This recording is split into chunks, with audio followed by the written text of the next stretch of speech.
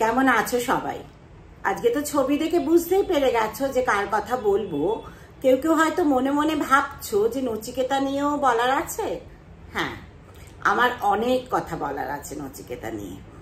আর এই ব্লগের শেষটা অবধি থেকো, কারণ পাবে একটা চমক তো নিশ্চয়ই, একজনের দেখা পাবে তখন। জিডি বিড়লা সভাঘর, নচিকেতার অনুষ্ঠান মেহফিল। প্রচণ্ড গরমে বাইরের লাইনটা দেখো।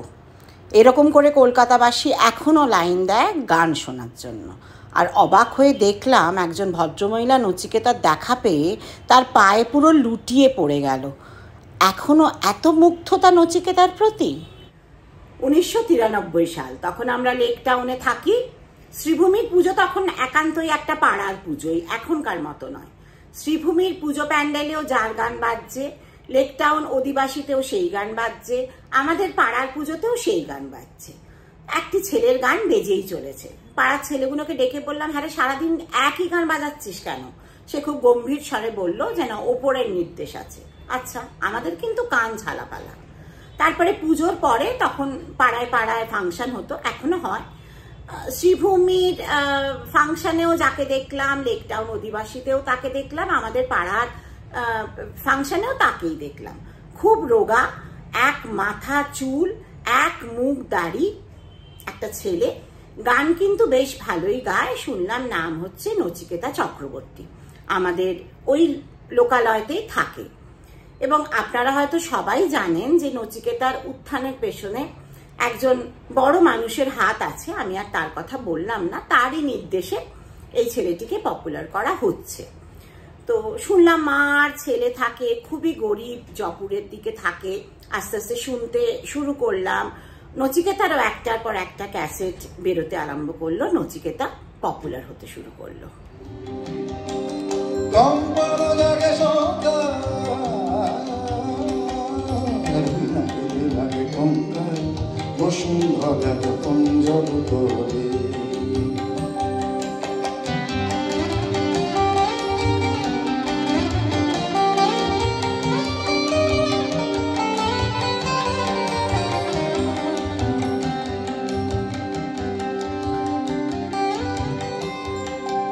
আকাশেতে ধরে ধরে নি সৃষ্টির মাধুরী, আকাশেতে ধরে ধরে। তারপরে নচিকেতা পপুলার হয়ে গেছে। আমরা আসানসোলে থাকি, নচিকেতা রবীন্দ্র ভবনে গান গাইতে আসছে। আমরা টিকিট কাটলাম, দেখতে গেলাম। হল তো পুরো ভর্তি। নচিকেতা ঢুকলো হচ্ছে ওই মাঝখান দিয়ে, লোকেদের মাঝখান দিয়ে ছুটতে ছুটতে হাতে মাইক নিয়ে। সারা হল উত্তাল। তখন তো নচিকেতা একটা নাম। নচিকেতা ততক্ষণে বৃদ্ধাশ্রম বেরিয়ে গেছে। নীলাঞ্জনার প্রেমে বাঙালি পাগল। নচিকেতা লাফিয়ে ঝাঁপিয়ে মঞ্চে অনুষ্ঠান করছে। নচিকেতা মাইক হাতে নেমে আসছে আমাদের এখানে। এবং পরপর তখন ডাক্তার, সরকারি চাকরি, সে এক অন্য রাগী নচিকেতা। তারপরে কলকাতাতেও অনেকবার একটা রবীন্দ্র সদনে দেখেছি, মহাজাতি সদনে দেখেছি, বেশ কয়েকটা ফাংশন দেখেছি নচিকেতার। অন্যদের মতো আমিও তখন নচিকেতার ফ্যান।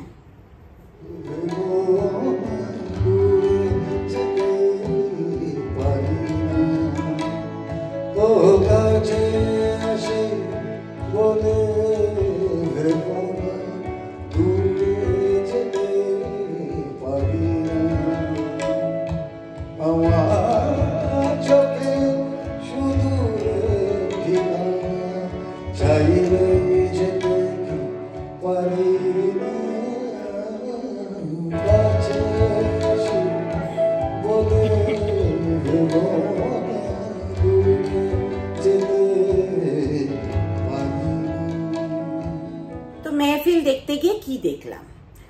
মেহফিল দেখতে গিয়ে খুঁজে পেলাম এক শান্ত নচিকেতাকে। মেনলি রাগ প্রধান বাংলা গান গাইলো, মেহেদি হাসানের গজল গাইলো, তার সঙ্গে নিজস্ব বেশ কিছু নতুন গান গাইলো, যেগুলো অত্যন্ত শান্ত, স্নিগ্ধ এবং শ্রুতিমধুর।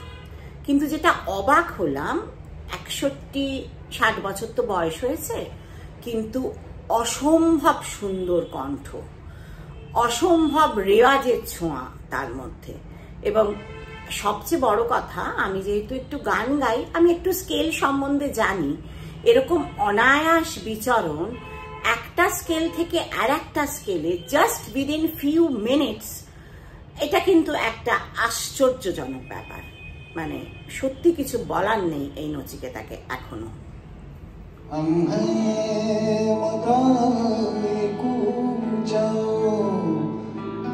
बाजार की तरह उठती है हर निगाह, उठती है हर निगाह, खरीदार की तरह हम हैं मताए कुछा बाजार की तरह। আর অনুষ্ঠান দেখতে গিয়ে উপরি পাওনা হলো শোভনের পরিচয় তো দেওয়ার কোনো দরকার নেই, হারমোনিয়াম বাজাচ্ছিল। এটা দেখে খুব ভালো লাগলো যে এই প্রজন্ম, মানে এই প্রজন্মের শিল্পীরাও, নচিকেতা তো একটু আগের লোক, এদেরকে এখনো সম্মান দিচ্ছে। নিশ্চয়ই রিহার্সালে বসেছে, সেই সময়টা দিয়েছে, এবং পুরো সময়টা শোভন অত্যন্ত দক্ষতার সঙ্গে নিজে একটাও গান না গেয়ে শুধুমাত্র হারমোনিয়ামে সঙ্গত করে গেল নচিতার সঙ্গে।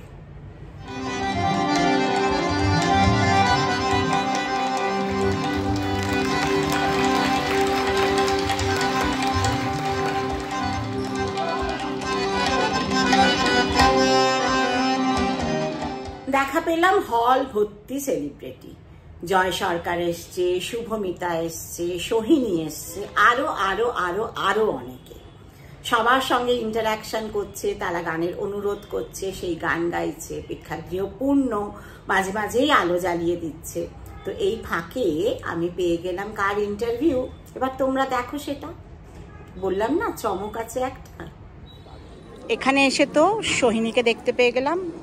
ও যে আসবে এটা বেশ আনএক্সপেক্টেড ছিল আমার কাছে। নচিকেতা এখনো তোমাদের কাছে এত প্রাসঙ্গিক কেন? না, আপনি প্রথমে যেটা বললেন, প্রথমত যে শিল্পীর সাথে আপনি কতটা সমবয়সী, তার সাথে শিল্পীর প্রতি আপনার অনুরাগ সেটার উপরে নির্ভরশীল নয়।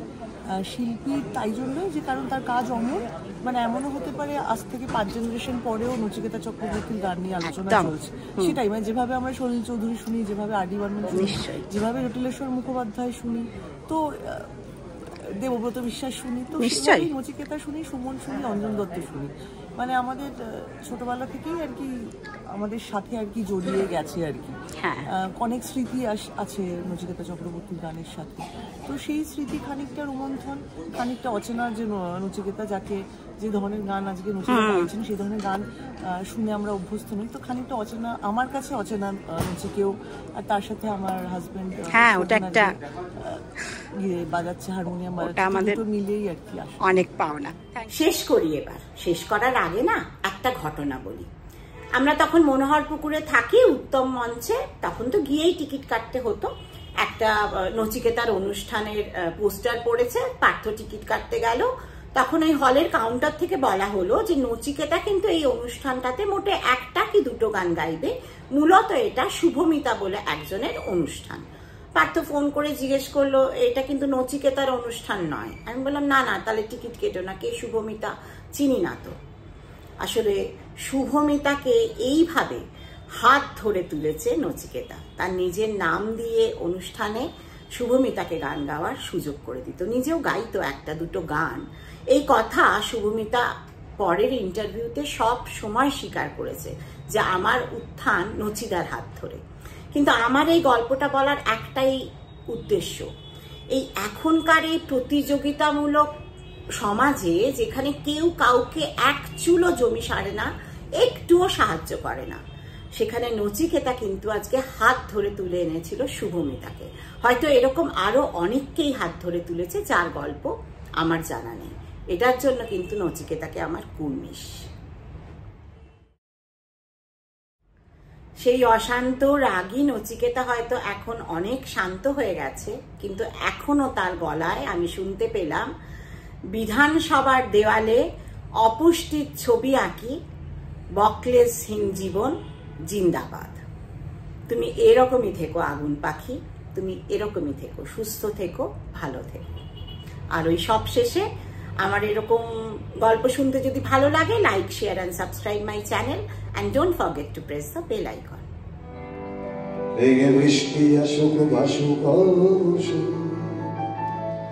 আমার ইচ্ছে করে হাতের পাঁচিল দিয়ে তোকে জড়িয়ে থাকি সকাল থেকে। আমার ইচ্ছে করে আকাশ বাড়ির ছাদ ভেঙে বৃষ্টি আসুক ভাসুক